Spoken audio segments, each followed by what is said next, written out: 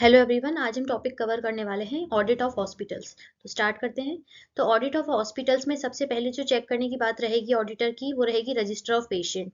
अब register of patient में तीन चीजें कवर करेगा ऑडिटर। पहला, वाउच दी रजिस्टर ऑफ, वो रजिस्टर ऑफ पेशेंट से चेक करेगा कि कितने बिल इशू हुए हैं। Copies of the bill check करेगा, जितने भी पेशेंट्स के नाम रजिस्टर में थे वर्सेस जितने बिल इशू हुए हैं।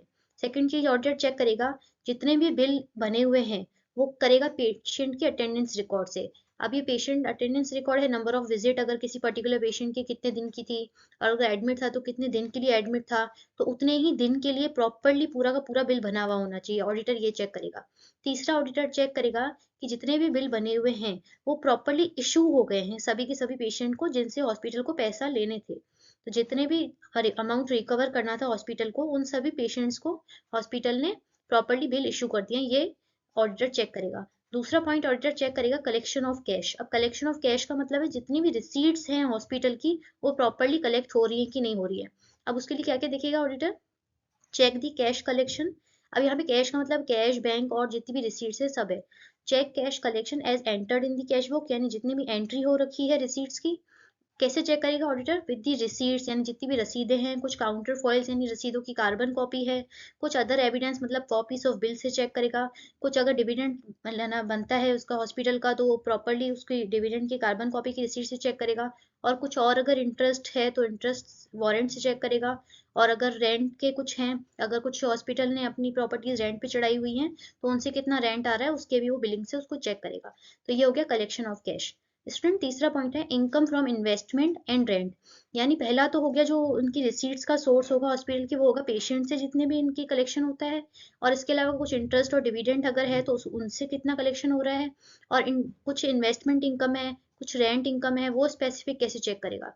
With reference to the property, यानी जितनी भी प्रॉपर्टीज हॉस्पिटल ने रेंट पे दी हुई हैं उनसे कितना रेंट आ रहा है। और अगर इसके अलावा कुछ इन्वेस्टमेंट है तो ऑडिटर वो इन्वेस्टमेंट रजिस्टर से चेक करेगा कि कितने इन्वेस्टमेंट हैं, सब पे इनकम रिसीव हो रही है नहीं हो रही है। तो income should have been received, यानी जितनों पे इनकम रिसीव होनी चाहिए थी, अगर फिक्स्ड रेट इन्वेस्टमेंट है जैसे 7% के अकॉर्डिंग इंटरेस्ट आना चाहिए, तो वो प्रॉपरली रिकॉर्ड हो रहा है कि नहीं हो रहा है, ये सब ऑडिटर चेक करेगा। अब देखिए नेक्स्ट पॉइंट है लेगेसीज एंड डोनेशन। लेगेसीज का मतलब है बाय वे ऑफ विल, यानी अगर कोई पर्सन बोलता है कि उनके मरने के बाद उनकी प्रॉपर्टी या कुछ जो अमाउंट है वो इस हॉस्पिटल में डोनेट कर दिया जाना चाहिए, तो वो होगी लेगेसीज। और डोनेशन से नॉर्मल जो भी हम डोनेशन करते हैं वो हो गया। अब देखिए हॉस्पिटल को इन दो सोर्सेज से भी अगर कुछ रिसीट्स होती है तो वो ऑडिटर चेक करेगा। Ascertain is the legacies and donation received for specific purpose. अब देखिएगा ध्यान से, इनमें कीवर्ड है तो जनरल पॉइंट सारे, लेकिन इसमें कुछ कीवर्ड्स हैं स्टूडेंट्स। कि लेगेसीज और डोनेशन में ऑडिटर क्या चेक करेगा कि अगर लेगेसीज और डोनेशन किसी स्पेसिफिक पर्पस के लिए थे, फॉर एग्जांपल किसी पर्सन ने अपने मरने से पहले ये बताया कि इनके पास जो 10 लाख रुपए हैं ये हॉस्पिटल में डोनेट कर दें, ताकि अगर हॉस्पिटल में जो बेड्स हैं वो बेड्स ले पाए। तो ये हो गया परचेस ऑफ बेड्स के लिए, यानी स्पेसिफिक पर्पस के लिए है कि वो बेड्स परचेस करने के लिए ही वो खर्चा 10 लाख का होना चाहिए। तो ये हो गया स्पेसिफिक पर्पस। तो ऑडिटर ये चेक करेगा कि जिस भी पर्पस के लिए आया था वो लेगेसी या डोनेशन, वो उसी पर्पस के लिए प्रॉपरली अप्लाइड हुआ है। अब नेक्स्ट देखिए रिकंसिलिएशन ऑफ सब्सक्रिप्शन। अब subscription is for the health care app provided by the hospitals.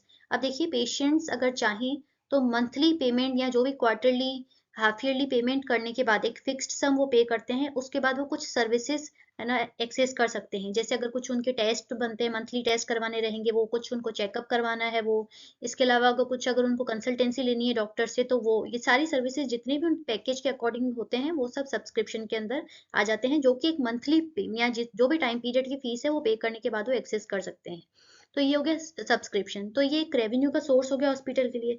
तो ऑडिटर इसमें क्या चेक करेगा कि सारे के सारा जो भी सब्सक्रिप्शन का अमाउंट है वो प्रॉपरली कलेक्ट हो गया है। इसके अलावा वो सब्सक्रिप्शन रजिस्टर देखेगा और कितना अमाउंट कलेक्ट हुआ है, कितना आउटस्टैंडिंग है, वो चीज वो सब्सक्रिप्शन के बिहाफ पे चेक करेगा। अब नेक्स्ट है ऑथराइजेशन और सैंक्शन। ऑथराइजेशन और सैंक्शन हमेशा मेजर पेमेंट्स के लिए आता है। Vouch all the purchases expenses जितने भी थे और कुछ भी कैपिटल एक्सपेंडिचर थे वो प्रॉपरली अगर वो इनकर हुए हैं तो only after prior sanction of the trustees या फिर मैनेजिंग कमेटी के द्वारा सैंक्शन होने के बाद ही वो हुए हैं। और इसके अलावा अगर कुछ स्टाफ की सैलरी में इंक्रीमेंट हुआ है तो वो भी प्रॉपरली ऑथराइजेशन के बाद ही हुआ है, ये ऑडिटर चेक करेगा। वो केवल एक्सपेंसेस टिक नहीं करेगा, वो देखेगा कि एक्सपेंडिचर जो हुए हैं मेजर जो भी हैं, परचेज है, एक्सपेंसेस हैं या कैपिटल एक्सपेंडिचर है, इंक्रीज इन स्टाफ सैलरी है, तो वो प्रॉपरली ऑथोराइज पर्सन के सेंक्शन होने के बाद ही इसमें अकाउंट फॉर हुई है। नेक्स्ट देखिए ग्रांट्स एंड टीडीएस, इसमें 2 पॉइंट्स स्टूडेंट। ग्रांट्स का मतलब होता है फाइनेंशियल असिस्टेंस जो कि गवर्नमेंट से, लोकल अथॉरिटी से हॉस्पिटल को मिली है, तो वो प्रॉपरली अकाउंट हुई है कि नहीं हुई है। अब दूसरा वो देखिएगा टीडीएस। टीडीएस हमने चैरिटेबल इंस्टीट्यूशन में और इसमें अपने एजुकेशनल इंस्टीट्यूशन में भी पढ़ा था कि ये जो नॉन प्रॉफिट ऑर्गेनाइजेशंस होती हैं वो after complying the certain conditions they are exempt from payment of the income tax. तो अगर वो पेमेंट टैक्स देने से एग्जिम्प्ट है, तो अगर इनका कोई टैक्स सोर्स पे ही डिडक्ट हो चुका है तो वो रिफंड होगा। तो ऑडिटर ये चेक करेगा स्टूडेंट्स कि जो रिफंड था वो प्रॉपरली हॉस्पिटल्स ने क्लेम कर लिया है कि नहीं किया है। नेक्स्ट देखिए बजट्स। तो अगर कुछ बजट्स बने हुए हैं तो वो ऑडिटर कैसे चेक करेगा, वो कंपेयर करेगा। बजट के साथ हमेशा कंपैरिजन वर्ड आता है, comparison with the actual figures. तो compare the totals of the various item of expenditure in income with the amount budgeted, यानी जो एक्चुअल हुआ है और बजटेड कितना था। अगर उसमें कुछ वेरिएंस होता है, सिग्निफिकेंट वेरिएंस, स्टूडेंट ध्यान से देखिएगा कीवर्ड्स ही, सिग्निफिकेंट वेरिएंस अगर अगर हुआ है तो वो ट्रस्टीज से अब वो रिपोर्ट करेगा उनको कि अगर ये मेजर कुछ उसको लगता है कि बजट में इतना अमाउंट था, एक्चुअल में इतना एक्सपेंडिचर हुआ, तो प्रॉपर सैंक्शन अथॉरिटी ने उसको अप्रूव किया है कि नहीं किया है, ये चीज इसमें आ जाएगी। अब नेक्स्ट देखिए इंटरनल चेक। यही सेम चीज हमने चैरिटेबल इंस्टीट्यूशन में भी की थी, एजुकेशन में भी आया था कि इंटरनल चेक। इंटरनल चेक क्या होता है कि ड्यूटी इसी तरीके से अलोकेट की जाती है मेंबर्स, स्टाफ में या किसी भी पर्सन में, कि एक पर्सन का काम ऑटोमेटिकली सेकंड स्टेज पे चेक हो जाएगा। फॉर एग्जाम्पल अगर जैसे कोई बंदा बिल इशू कर रहा है, तो बिल इशू करने के बाद पेमेंट के लिए कोई दूसरा पर्सन चेक करेगा। पेमेंट किसी सेकंड ने किया तो जो उसकी अकाउंटिंग होगी वो एक थर्ड पर्सन करेगा। तो हमेशा जैसे सेकंड पर्सन का काम थर्ड वाले के चेक हो जाएगा और फर्स्ट वाले का काम सेकंड पर्सन के थ्रू चेक हो जाएगा। तो ये होता है इंटरनल चेक, ये एक पार्ट है इंटरनल कंट्रोल का। तो इसमें ऑडिटर हमेशा ये चेक करेगा, examine the internal check as regard to the receipt and issue of stores. अगर कुछ स्टोर से रिसीविंग यानी कुछ परचेजिंग हो रही है कुछ सामान, और वो इशू यानी पर्टिकुलर डिपार्टमेंट में इशू किस तरीके से हो रहा है, कितनी क्वांटिटी का परचेज हुआ था, कितना रिस्पेक्टिव डिपार्टमेंट में इशू हो रहा है, कितना क्लोजिंग बैलेंस चल रहा है। तो इसमें ये जो सारा प्रोसेस है वो इस तरीके से मल्टीपल पर्सन में अलोक डिस्ट्रीब्यूट होना चाहिए, वो काम उनका अलोकेशन एक प्रॉपर प्रोसेस में होना चाहिए, तो वही ऑडिटर चेक करेगा। एंड मेडिसिन, लिनेंस यानी जो भी कपड़े यूज होते हैं, अपैरेटस यानी इंस्ट्रूमेंट, क्लोथिंग इंस्ट्रूमेंट जो भी है, सो एज टू इंश्योर, ये सारा काम इस तरीके से एलोकेशन होना चाहिए ताकि ऑडिटर ये इंश्योर कर पाए कि purchases have been properly recorded, यानी जितनी भी परचेजेस हुई हैं प्रॉपरली रिकॉर्ड हो गई हैं इन्वेंट्री रजिस्टर में, और जो इशू हो रही हैं वो भी उसी अकॉर्डिंग प्रॉपर ऑथराइजेशन के बाद इशू हो रही है। अब देखिए अगर एक ही पर्सन परचेज भी वही कर रहा है, एंट्री भी वही कर रहा है, पर्टिकुलर डिपार्टमेंट में इशू भी वही कर रहा है, क्लोजिंग बैलेंस जो रजिस्टर में, इन्वेंट्री रजिस्टर में वो भी वही मेंटेन कर रहा है, तो फिर हो सकता है ना यहाँ पे एम्बेजलमेंट यानी कुछ ना कुछ गड़बड़ के चांसेस तो बढ़ ही जाएंगे कि वो अपने पास ही रख ले कुछ या कुछ रिकॉर्ड ही नहीं करे। तो ये चीजें चेक करेगा ऑडिटर इंटरनल चेक के थ्रू। नेक्स्ट देखिए डेप्रिसिएशन। अब depreciation has been written off against all the assets, properly rates पे वो रिकॉर्ड किया हुआ है कि नहीं, तो वो रेट्स चेक करेगा। नेक्स्ट वो रजिस्टर देखेगा, जितने भी रजिस्टर बने हुए। इंस्पेक्शन, ऑडिट प्रोसीजर का एक दूसरा तरीका है, और इंस्पेक्ट करना यानी देखना। दी बॉन्ड्स देखेगा, कुछ शेयर सर्टिफिकेट है तो वो देखेगा, टाइटल डीड्स यानी रजिस्ट्री ऑफ दी प्रॉपर्टी देखेगा, कंपेयर करेगा with the particular with the those entered in the property and investment register से वो चेक करेगा।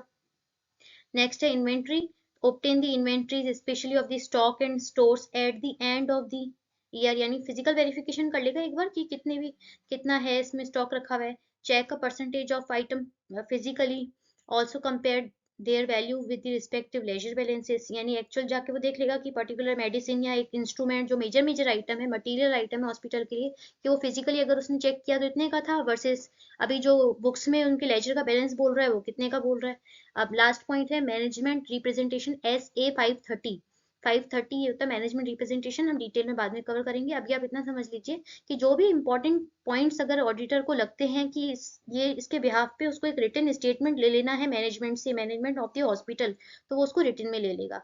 तो get proper management representation and certificate with respect to the various aspect cover during the course of audit. कुछ भी important point उसको लगता है तो वो मैनेजमेंट से रिटन में ले लेगा। तो ये स्टूडेंट था हमारा audit of hospital. Important topic है, बहुत सिंपल है, कुछ कुछ कीवर्ड्स आपको ध्यान रखने हैं जैसे ऑथराइजेशन, सैंक्शनिंग, इंटरनल चेक। तो ये सब, और जो सब्सक्रिप्शन वाला पॉइंट था वो थोड़ा सा नया था, आप इसको ध्यान से देखिएगा। Thank you so much.